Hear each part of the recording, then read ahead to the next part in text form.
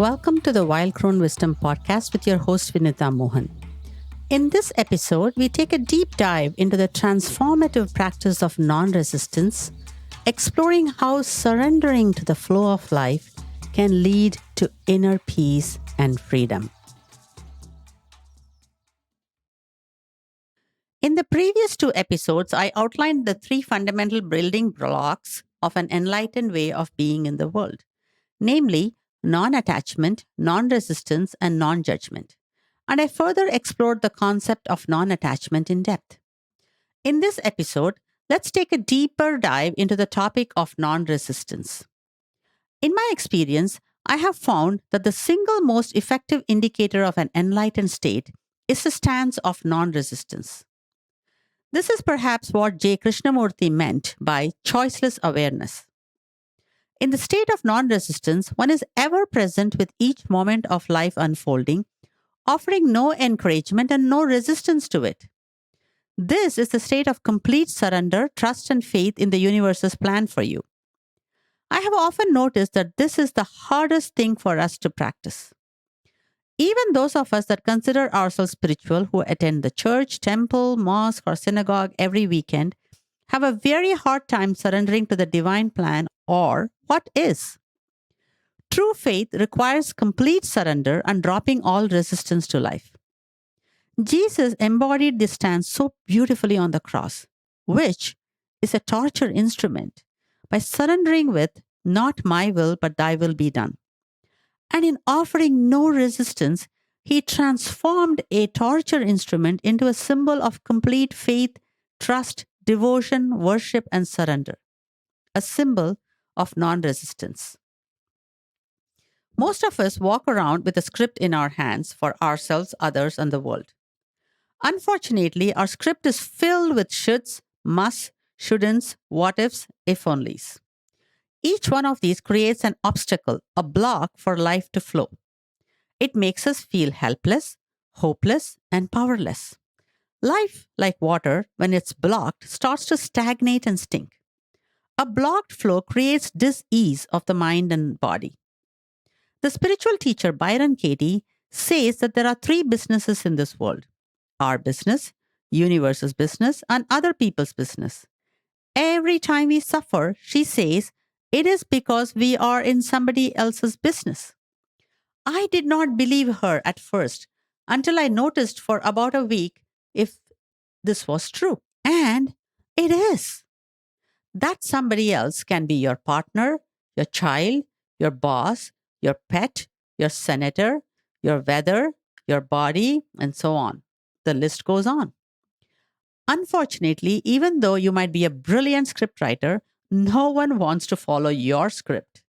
And that's what creates the suffering born out of need for control over reality unfolding. And it fails again and again and again. Byron Katie calls this reality as God. We are powerless against it. So then, how does one deal with resistance? I discussed at length about resistance in one of my previous episodes titled Resistance. As the saying goes, pain is inevitable, suffering is optional. Pain is the impersonal human condition. Buddha said, birth is dukkha, living is dukkha, and death is dukkha. He then, of course, offered a way out of it. Non-resistance requires faith, trust, and surrender. Those that have a spiritual practice and believe in a higher power may need to have faith that there is a spiritual solution to every problem, and that if we go within and offer sincere prayers to the divine, then we too shall be able to trust the divine plan and see the higher good in everything. As Rumi said, surname each grief as grace.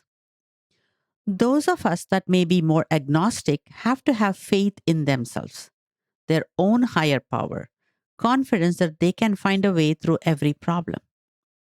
They may need to learn not to take things personally. Look if they have been caught up in powerlessness mix up, and trust in life unfolding at its own pace, and that there is a natural intelligence to life. This may look like resilience, confidence, and trust in themselves. If one neither has trust in a higher power nor in themselves, then we seek to control rather than trust and hence suffer. Resistance can show up in very simple or complex ways in our everyday life. It can show up as a minor irritation to our partner's idiosyncrasies or as a major terminal diagnosis that we don't want to accept. Byron Katie offers 4 questions to challenge any form of resistance, which may come in the form of absolute statements that includes words like should, must, shouldn't, mustn't, and the like. These 4 questions are: question number 1, is it true? Question number 2, can you absolutely know that it is true? Question number 3, how do you react when you believe that thought? Question number 4, who would you be without that thought? Once you have worked through these 4 questions, there is one final statement which is called the turnaround statement, stating the opposite of your original belief. You can apply this model to any situation for yourself, others, and the world. Let us apply this to an example. Let us imagine that you feel my partner must know my needs without me having to spell it out at all times. Question 1, is this true? Ask yourself if this statement is true. Collect objective evidence to both support and challenge this statement. Look at his patterns, your patterns. If you find out that he has never known your needs in all the time you have been together, are you in denial of the reality of this partnership? Or if he mostly does get you or is good at responding once you communicate it clearly to him, is it true that he needs to be a mind reader? Question number 2. Can you absolutely know if this is true? Very seldom do we encounter absolute truths. The earth is round, the planets revolve around the sun, and the like. Most often, there are no absolute truths, only what is true for me at this moment. As one Zen teacher put it, the essence of Zen is not always so. There is no law or 10 commandments or gospel truth that states that your partner must know your needs at all times. And if something is absolutely true, like my partner has never shown any interest in my needs, then there is no point resisting that truth. Then we need to take action. Question number 3. How do you react when you believe that thought? What do you feel when you believe that he must know your needs at all times? Perhaps you're angry, resentful, passive aggressive, critical, holding back your love, sadness, and so on. How do you act? Perhaps you lash out, sulk, stay in bed, go on a shopping spree, surf the net. Who would you be without the thought? Perhaps you would actually enjoy his company. Be appreciative of all the things he does for you. Drop the stories about him, the labels you use to imprison him. Perhaps you would be kind and communicate to him or her clearly your expectations. Perhaps you might have no expectations and love him or her or them unconditionally. Perhaps you will be happy and stress free. Once you have gone through the exercise, come up with turnaround statements such as: my partner must not know my needs because he, she, they have never been attuned to me. Face reality. Or, I must know my needs. I must honor and respect my needs and be more attuned to them and communicate them clearly. I am responsible for myself. Practicing these four questions helps us objectively challenge our resistance and reduce our suffering. It helps us see with clarity what each situation requires of us and to see the problem as the problem rather than the person as the problem. It helps us practice choiceless awareness and mindful action born from a place of self love, surrender, faith, courage, and confidence. It helps us be proactive rather than reactive to life. It helps us to be at peace with what is. As we conclude this episode, remember that embracing non resistance invites a profound peace into our lives. By releasing our need for control and surrendering to what is, we begin to align with the natural flow of life. In the next episode, we'll continue exploring these principles by diving into the transformative practice of non judgment.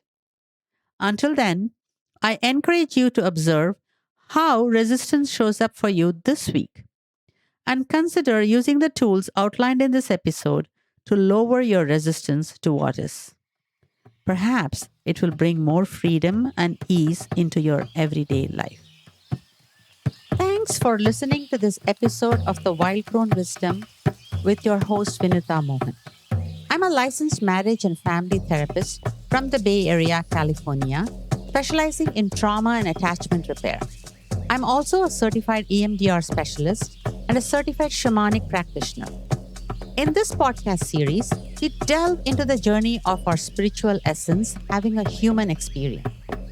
While many social scientists study human emotions, thoughts, and behaviors, and others explore transcendental experiences, few bridge the gap to help embody the spiritual wisdom in everyday life. I call this the psycho-spiritual path. Through this podcast, I hope to share bite-sized practical insights for navigating life as an empowered sovereign being. If you found this episode valuable, we'd greatly appreciate your support. Please consider rating, reviewing, commenting, and subscribing on your podcast platform to help us reach a wider audience. You can explore more of my writings on Medium by following the link in the show notes. We'd also love to hear about your experience, so feel free to share your thoughts with us at Wild Crone Wisdom Podcast at gmail.com. Thank you for being part of our journey. Please be advised, the information provided in the Wild Crone Wisdom Podcast is intended for general information purposes only. Vinutha Mohan is a licensed therapist and healer. However, the content shared in this podcast does not replace or constitute professional advice, therapy, or counseling. It is essential to consult with a qualified mental health professional for personalized guidance regarding your unique circumstances. Thank you.